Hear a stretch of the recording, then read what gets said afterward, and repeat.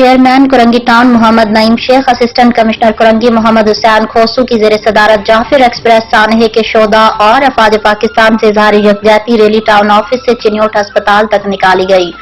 Chairman Korangi town محمد نعیم شیخ نے Royal news T V کے chief reporter Karachi Javed Mahmood Arain سے خصوصی گفتگو کرتے ہوئے کہا ہے کہ میڈیا اطلاعات کے مطابق یرغمال بنائے گئے سینکڑوں افراد میں عام شہری، پاک فوج کے جوان اور سیکیورٹی فورسز کے اہلکار شامل ہے۔ حقیقت یہ ہے کہ رمضان المبارک کے تقدس کو پامال کرنے والے دہشت گرد صرف پاکستان ہی نہیں بلکہ انسانیت کے بھی دشمن ہیں۔ اللہ تعالیٰ شہداء کی مغفرت اور زخمیوں کو شفائے کاملہ عاجلہ عطا فرمائے۔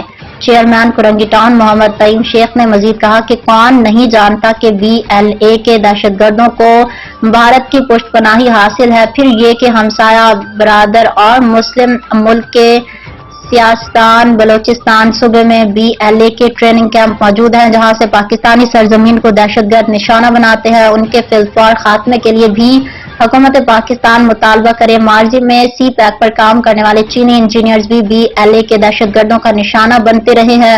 انہوں نے کہا کہ دہشت گردوں کا دن دہاڑے چلتی ٹرین کو اغوا کر کے یوں مسافروں کو یرغمال بنا لینا۔ حقیقت یہ ہے کہ پاکستان کے اندرون اور بیرون دشمن بلوچستان میں امن و امان کی صورتحال کو بگاڑنے کے لیے اپنے دہشت گرد نیٹ ورک کا استعمال کر رہے ہیں۔ انہوں نے حکومت اور مقتدر حلقوں کو مخاطب کرتے ہوئے کہا کہ پاکستان کو دہشت گردی کے خلاف پالیسی کا بھی سنجیدگی سے جائزہ لینا ہوگا کیونکہ موجودہ پالیسی سے مطلوبہ اہداف حاصل نہیں ہو پا رہے، لہذا تمام سٹیک ہولڈر سر جوڑ کر بیٹھیں اور ملک کے امن و امان کو بحال کرنے کے لیے ایک نیا لائحہ عمل بنائیں۔